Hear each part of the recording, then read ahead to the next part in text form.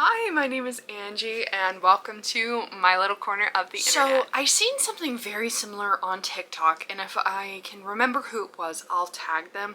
But I kind of took a twist on their trend. So they did a would you rather TBR. They pulled out book covers and they decided whether or not they would read this book or this book. So I decided to take that concept and do the would you rather with the synopsis of the book. I think that would be such a fun and cool way to pick the TBR. So I put a bunch of books on my radar and books I have from the library, and I added them all to this jar. And so I'll pull them out, read the would you rather, and then that's how we'll pick our TBR. So without further ado, let's do our first poll.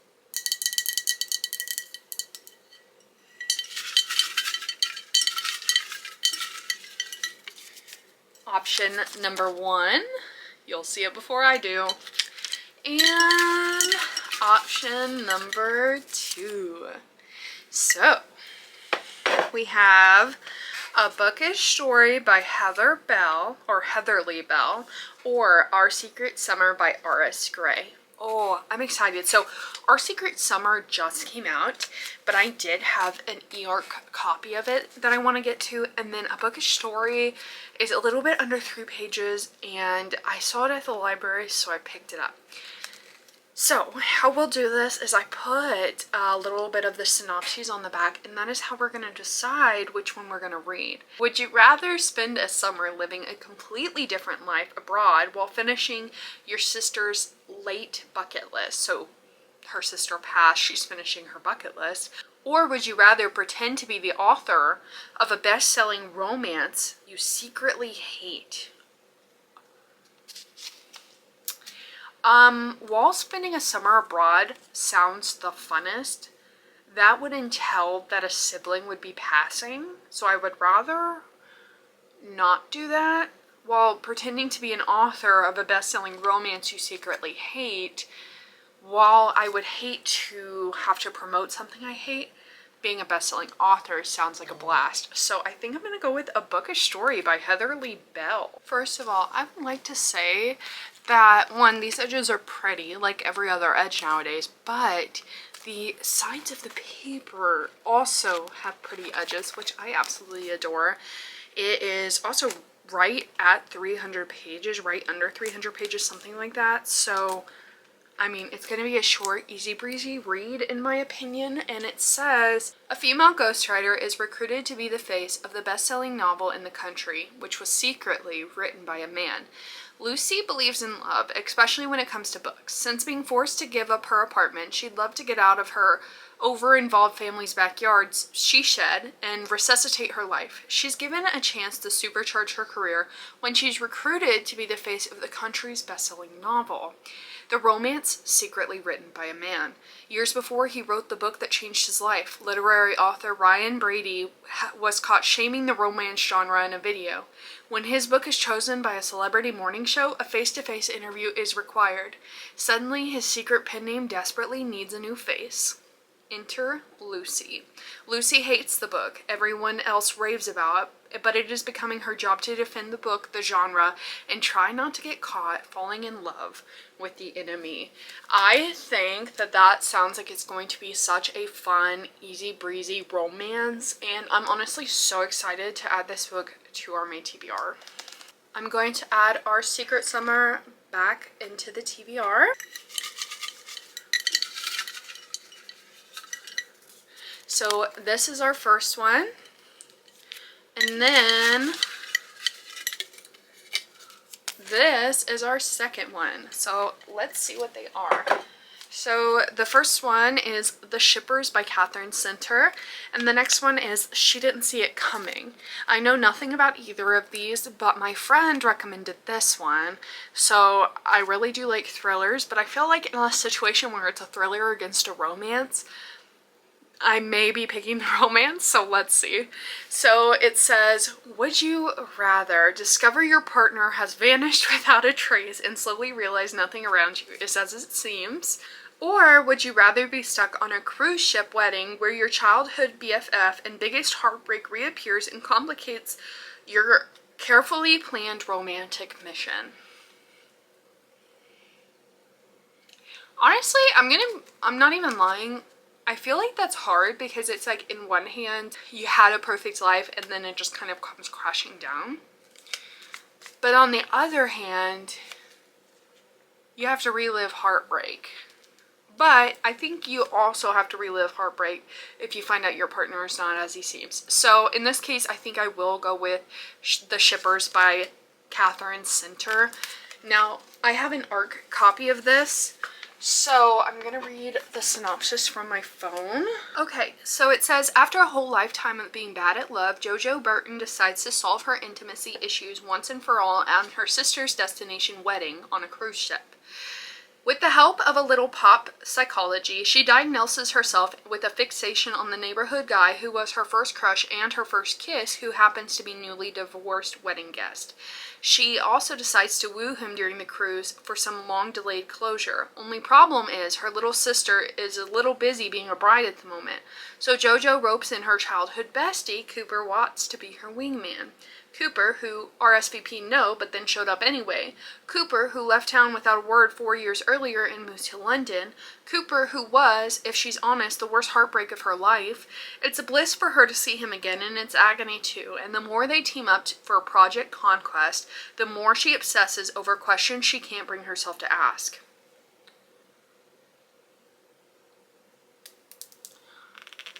So she also roped him into this.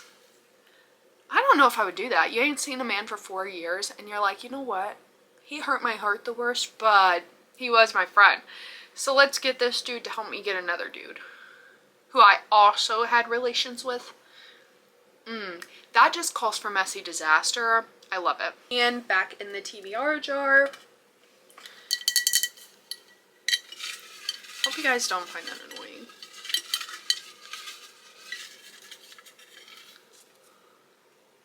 So the first one is How to Kill a Guy in 10 Dates.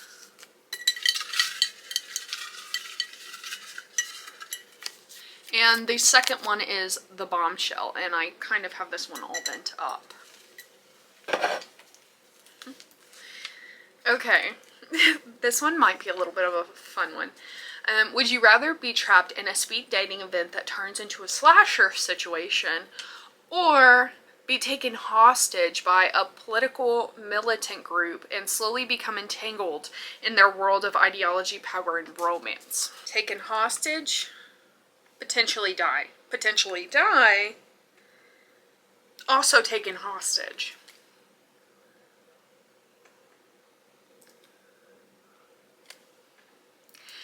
These guys don't have an intent to kill, but these guys do. So I think I'm gonna go with The Bombshell.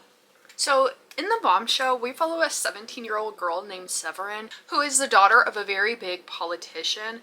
And one night she's riding on her bike and she's snatched off of her bike by a group, a political radical group, and they hold her for ransom.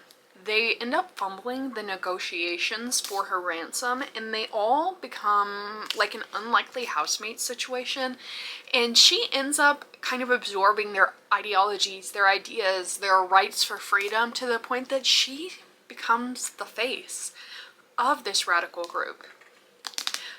That sounds extremely intriguing and can also kind of show you like how you were raised can definitely define who you are until you kind of learn otherwise. So 1, I think this cover is absolutely stunning. 2, I feel like that's going to be an absolutely phenomenal read, and I'm so here for it. I think I'm probably going to do about 3 more. Shake it up, maybe give it a little bit of a mix.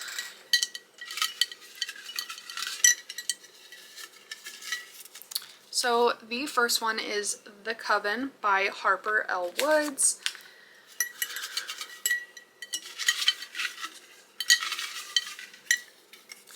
The second one is In Time with You by Kristen Dwyer. I have actually already read The Coven, maybe like 6 or so months ago, and funny enough, I gave it 2 stars. But it's like one of my husband's favorite books, and like the more I sit on it, the more I think maybe I just wasn't in the right mental place to like the book. Maybe I just needed to read it physically, so then I wanted to give it another chance, so that's why it's in here. So, would you rather attend a secret magical university where one of the 13 chosen students uncovers deadly secrets tied to a past massacre that could kill you next, or go back in time to save the person that you love, even if it means losing them?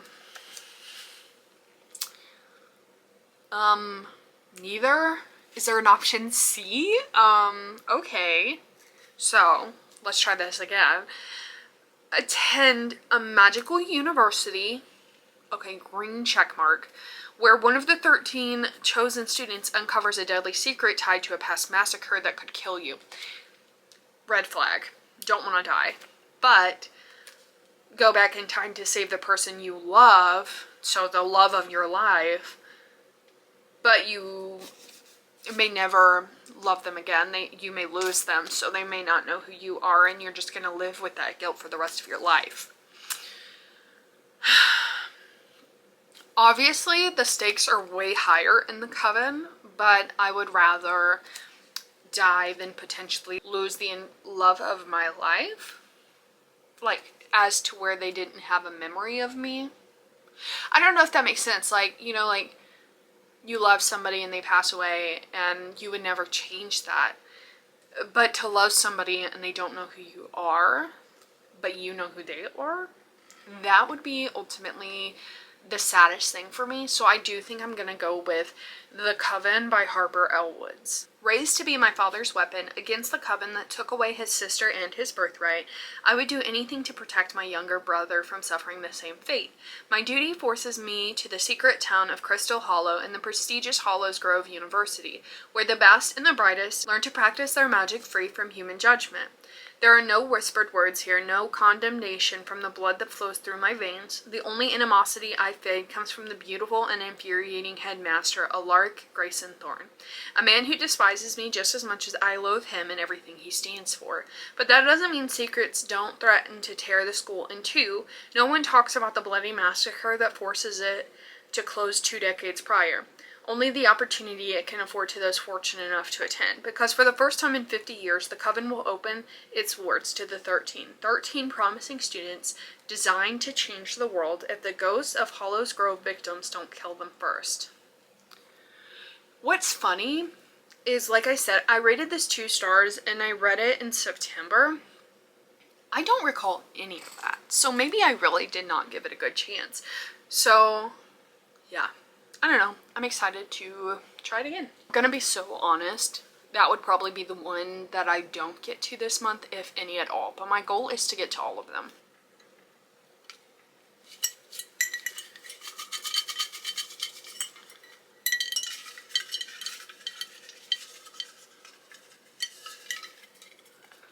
So, May Luna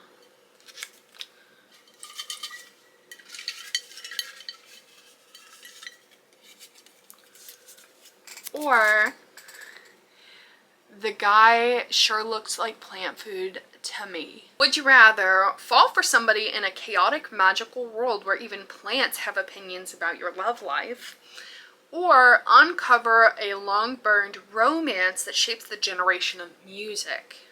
Oh, I feel like that's so easy. We're gonna go with May Luna by Kelly McNeil. Sorry I'm not holding all of these books up. I know sometimes you guys prefer that, but they're in the other room and I don't want to. I'm just being lazy. I'm in the process of potty training my dog and potty training my toddler. First off, do not recommend getting 2 potty training things at once. Why did I do that? Don't know. It's too cute. Couldn't pass him up. English bulldog. And then obviously my son. So I'm on the struggle bus, but I'm getting my steps in, so. Anyway, May Luna follows a legendary band, an iconic lead singer, and their mysterious connection to a woman whose love helped create the music of a generation. Carter Willis was the lead singer of an English alter rock band, May Luna, securing his place among music legends. His tortured heart lyrics struck a chord, and so did his secret connection to a woman whose love changed all their lives. Who was she? Evie Waters' two grown children discover an iconic photo in an old magazine of a mystery girl. With their mother, it all started in a wistful time and place for Evie, her 25th summer. A young columnist forging her career, backstage euphoria, a long-shot interview, and an almost cosmic connection with an enigmatic musician on the rise. What happened between them is a hidden story no one knows. Not even Evie's family knows. Until now, worlds apart, Carter and Evie finally reveal the story. That's gonna hurt. That is gonna hurt because what I'm hearing is they're not together and they shaped an entire generation of music. So I'm gonna be so honest, I am not the biggest fan of any type of like rock star romance, any type of music book, because I just feel like they don't hit for me. Like, I love music, but like I'm not into like the famous people. Like, I don't follow them or idolize them or anything like that. And in books, I just feel like it's so bleak and boring a lot of the time. So I'm interested to see how I like this, because obviously there's a large romance aspect of it, which may make it a little bit better. The last book that I remember liking that had music in it was like when I was, I don't know, 15 and read Anna and the French Kiss. But yeah, so I'm interested to see if I'll like it or not. But I am definitely ready to give it a try. So that makes 3, 4, 5. So we're gonna do one more.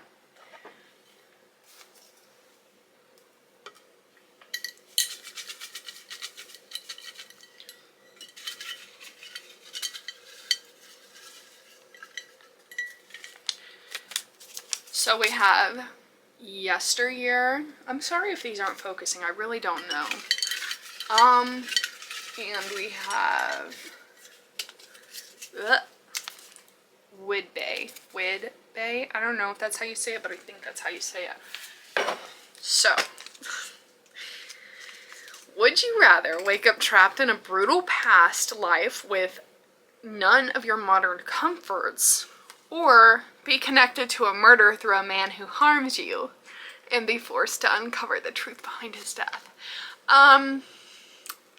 Neither one sound great, but I think I would just skip out on my modern comforts and endure a brutal past instead of being with a man who harms me and being framed for a murder. So both of those sounds like absolutely awful choices, honestly.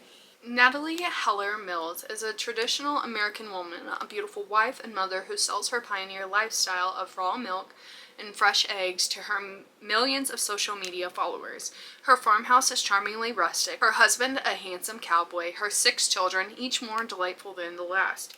So what if there are nannies and producers behind the scenes? Her kitchen is hiding industrial-grade fridges and ovens, and her husband is the heir to a political dynasty.